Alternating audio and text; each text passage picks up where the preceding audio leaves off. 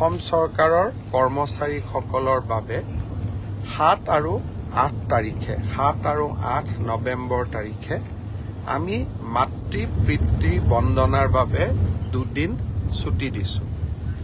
7 আৰু 8 তাৰিখ চৰকাৰে ছুটি দিছে।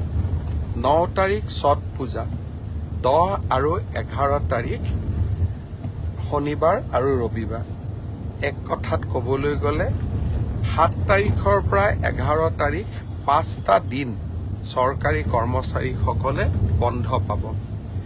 মাতৃ পিতৃ বন্দনাৰ উদ্দেশ্য হ'ল এই 5 দিন আমি যদি আগতীয়াকৈ পৰিকল্পনা কৰোঁ, মোৰ মা, মোৰ দেউতা, মোৰ শহুৰ, মোৰ শাহুক আমি বিভিন্ন মন্দিৰ, তীৰ্থস্থান বা পৰ্যটনস্থলীলৈ আমি লৈ যাব পাৰোঁ।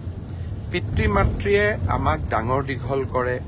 পিতৃ মাতৃৰ কৃপাতেই আমি জীৱনত সফলতা লাভ কৰোঁ। ব্যস্ত জীৱনৰ মাজত কেতিয়াবা পিতৃ মাতৃক আমি সময় দিব নোৱাৰোঁ।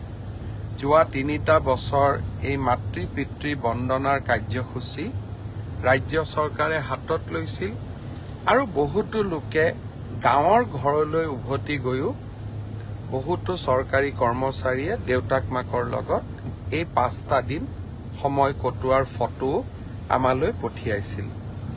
বহুতে মোক প্ৰশ্ন কৰে যে ব্যক্তিগত কোম্পানীত কাম কৰা সকলে সুবিধা কিয় নাপায়। মই আশা কৰোঁ যে চৰকাৰে যেনেকৈ আমাৰ কৰ্মচাৰীসকলক এই সুবিধা দিছে, একে সময়তে ব্যক্তিগত কোম্পানীৰ স্বত্বাধিকাৰসকলেও এনেকুৱা যদি সুবিধা তেওঁলোকৰ কৰ্মচাৰীসকলকো দিয়ে আৰু বিনা বেতন নকটাকৈ যদি এই সুবিধা দিয়ে, আমাৰ সমাজখনত মাতৃ পিতৃ বন্দনা এক সুন্দৰ নিয়মলৈ পৰিণত হ'ব।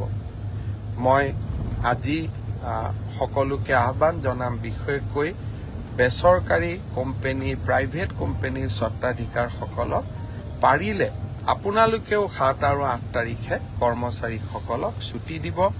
মই দাবী কৰিব নোৱাৰোঁ, কিন্তু আপোনালোকক মই বিনম্ৰতাৰে সৈতে অনুৰোধ জনাম।